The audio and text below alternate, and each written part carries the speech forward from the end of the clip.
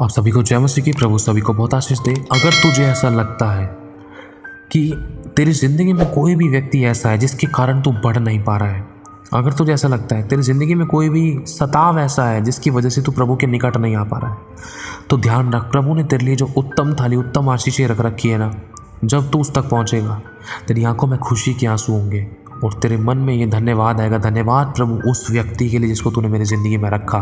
अगर वो व्यक्ति मेरी ज़िंदगी में नहीं होता ना, तो आज मैं यहाँ नहीं होता।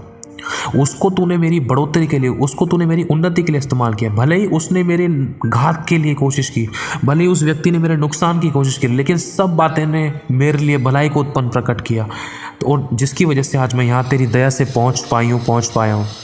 ध्यान से समझना, प्रभु आज आपसे और मुझसे कुछ कहना चाहता है। परमेश्वर ने मूसा के द्वारा बड़े बड़े चमत्कार करने के लिए फिरौन के मन को कठोर किया था। परमेश्वर आपके और मेरी ज़िंदगी में बड़े बड़े चमत्कार करना चाहता है, आपके और मेरे द्वारा बड़े बड़े चमत्कार करना चाहता है। इसलिए कभी भी वो किसी को भी फिरौन बनाकर हमारे सामने अगल बगल दाएं बाएं खड़ा कर सकता है, ताकि हम दृढ़ और मजबूत हों, हम हियाब न खोएं। क्योंकि प्रभु का आत्मा में सिखाता है कि सताव हमें परमेश्वर के निकट लेकर आता है, घटी हमें परमेश्वर की ओर ताकना सिखाते हैं, विरोध हमें प्रभु में बनाए रखता है।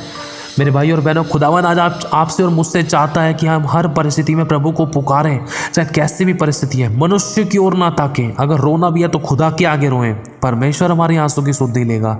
चाहे अपने सताएं, चाहे अपने दिल दुखाएं, चाहे अपने छोड़ जाएं, खुदा कभी नहीं छोड़ेगा। परमेश्वर ने याकूब की ज़िंदगी में उसके ससुर को रखा था। याकूब ने एक धोखा दिया तो परमेश्वर ने उसको मजबूत करने के लिए, उसको एक बड़ा इंसान बनाने के लिए, उसको इजराइल बनाने के लिए, उसको एक सामर्थी जन बनाने के लिए ना, उससे ज़्यादा धोखा देने वाले व्यक्ति को उसके सामने रख दिया, यहाँ तक कि उसके ससुर को। और एक ये बहुत बेइज्जती वाली बात होती है कि एक लड़का शादी करके अपनी पत्नी के बाप के घर में रह रहा है, मतलब अपने ससुर के घर में रह रहा है। एक बहुत बड़ी बेइज्जती वाली बात होती है। परमेश्वर नम्र और दीन बनाना चाहता है। कई बार मूसा भी अपने ससुर के घर में रहा, मूसा भी घर जमाई बन कर रहा, याकूब भी घर जमाई बन कर रहा। परमेश्वर ने उन मूसा और याकूब को उन दोनों ससुरों के द्वारा, ससुर जो थे उनके द्वारा तोड़ा। परमेश्वर किसी को भी इस्तेमाल कर सकता है। और आने वाले टाइम में मूसा उस अकेले व्यक्ति के द्वारा, जब उसको नम्र बनाया गया, परमेश्वर ने उसकी ज़िंदगी में कुछ तोड़ने के लिए किसी व्यक्ति को रखा।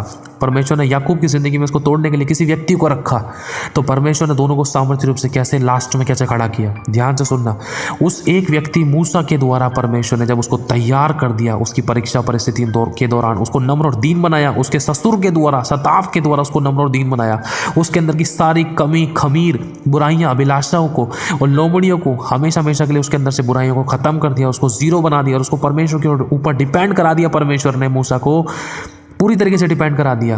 तब मूसा से परमेश्वर ने बात की, मूसा जा तू इजराइलियों को छुड़ा के लेकर आ। सोचो, उस एक व्यक्ति के द्वारा परमेश्वर ने 30 लाख से ज़्यादा लोगों को छुड़ाया। इस्तेमाल किया परमेश्वर ने, कैसे? क्योंकि तैयार किया। किसके द्वारा? विरोध के द्वारा परमेश्वर ने मूसा को तैयार किया।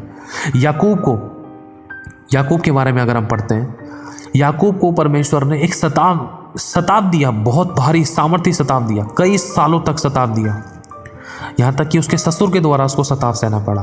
और एंड में अगर हम पढ़ते हैं, जब परमेश्वर अपना मूसा को नाम बताता कि मेरा नाम क्या है, जा उनसे जाकर बोल देना मैं इब्राहिम का, इसहाक का और याकूब का परमेश्वर हूँ। सोचो, परमेश्वर अपने नाम से पहले याकूब का नाम ले रहा है, और याकूब को परमेश्वर ने बहुत सताव से गुजारा था।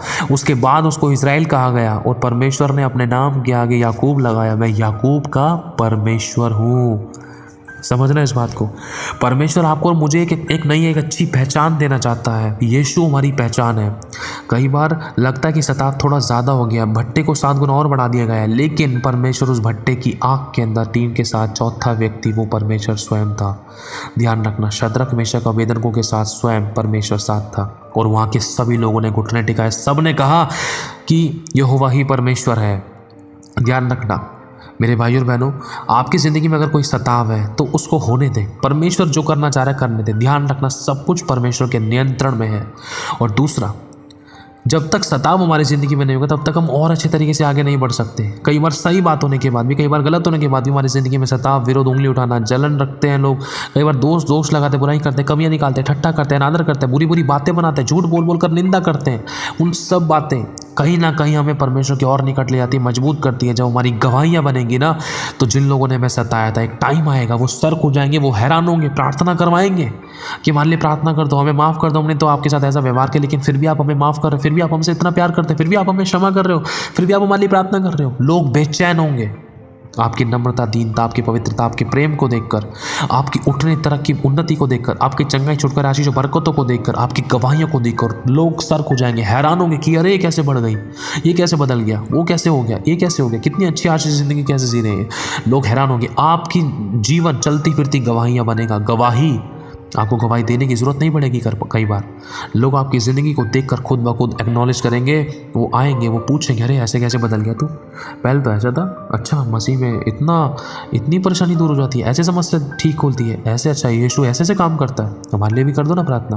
अच्छा, प्रभु काम करेगा, प्रभु तैयार कर रहा है। प्रभु उन लोगों को भी जानता है जिन्होंने आपके ऊपर उंगली उठाई, जिन्होंने आपके विषय में, आपके विरोध में गलत शब्द बोले। प्रभु को सब याद है। लेकिन आप अपनी कीमत को मत भूलना। जैसे कि बताया था, एक बीज को नहीं पता है कि वो एक बहुत बड़ा घना जंगल है, लेकिन बीज को बोना ज़रूरी है, बीज को फूटना, टूटना, चटकना ज़रूरी है।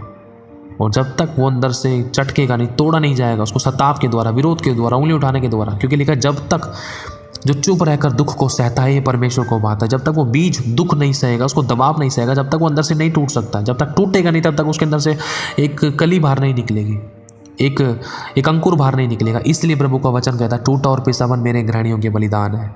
उनका तोड़ना और तेरा टूटना तुझे मेरे और निकट लेकर आ रहा है और तेरी गवाही को तैयार कर रहा है, और मैं तुझे और मजबूत कर रहा हूँ अंदर से। हालेलुया। तो प्रभु जो काम कर रहा है उसको करने दें। परमेश्वर ने आपकी और मेरी ज़िंदगी में किसी को भी कोई सताव का कारण बना रखा होगा, लेकिन उनसे बैर मत करना। जितना जल्दी आप 5वीं क्लास को पास कर लें उतना जल्दी भला रहेगा, फिर आप 6ठी कक्षा में पहुंच जाओगे। ये परीक्षा की घड़ी है। तो प्रभु जो काम कर रहा है उसको करने दें। और जिस भी व्यक्ति को प्रभु ने आपकी ज़िंदगी में रख रखा है, एक फ़िरौन बना के, एक जैसे कि बताया था, मूसा और याकूब की ज़िंदगी के अंदर परमेश्वर ने उनके ससुर को रखा था उनके ऊपर सताव के लिए। अगर आपको लगता है हमारी ज़िंदगी में किसी प्रकार का कोई भी सताव है, कोई व्यक्ति है, वस्तु है, कोई प्राणी है, चाहे घटी है, चाहे कोई आंसू है, चाहे कोई लोग है, चाहे कोई मनुष्य है, आपको सताया जा रहा है किसी के भी द्वारा, चुप लगाकर सहना और उनके लिए प्रार्थना करना। प्रभु का वचन पूरा होगा। जो तुम्हें सताते हैं तुम उनके लिए प्रार्थना करो, तुम्हारे लिए स्वर्ग में बड़ा प्रतिफल है। चुप लगाकर दुख को सहोगे, ये परमेश्वर को भाएगा। प्रभु तब अच्छे तरीके से और सामर्थ्य रूप से आपकी ज़िंदगी में काम करेगा और आप तैयार हो जाओगे। अगर आपकी ज़िंदगी में शैतान को आपसे कोई प्रॉब्लम नहीं है ना, तो उसका मतलब ध्यान रख लेना, अगर आप शैतान को आपसे कोई दिक्कत नहीं है तो आपकी ज़िंदगी में कुछ कीमती है ही नहीं। अगर शैतान को आपसे दिक्कत हो रही है तो ऐसा हो सकता है रोज़ाना कहीं ना कहीं आपको स्ट्रगल करना हो, रोज़ाना आपकी ज़िंदगी में कहीं ना कहीं रोज़ एक नया चैलेंज हो। अरे ये काम कैसे होगा, अरे ये नुकसान कैसे होगी, ये तकलीफ कैसे होगी, प्रॉब्लम कैसे होगी, काम रुकावट कैसे होगी। क्योंकि शैतान को पता है कि आपके अंदर क्या छुपा है और उस छुपे हुए को परमेश्वर तैयार कर रहा है। तो राइट टाइम आने पर परमेश्वर आपको अपनी मुट्ठी में से खोलेगा। मूसा के समान एक व्यक्ति के द्वारा 30 लाख लोगों को छुड़ाएगा। लाखों को परमेश्वर आपके द्वारा आशीष और उद्धार का कारण बनाएगा। हालेलुया। बस प्रभु को काम करने दें। नम्र और दीन बने। जो सिखा रहा है उसको सीखे। चुप लगा कर रखे। तुरंत माफ़ करें। कुछ रोना भी है तो खुदा के सामने रोए, किसी मनुष्य की ओर मत ताके। प्रभु से प्रार्थना करें, उपवास प्रार्थना में और आए। हालेलुया। सबको तुरंत माफ़ करें, प्रभु के गुणों को प्रकट करें। सभी को जय मसीह की।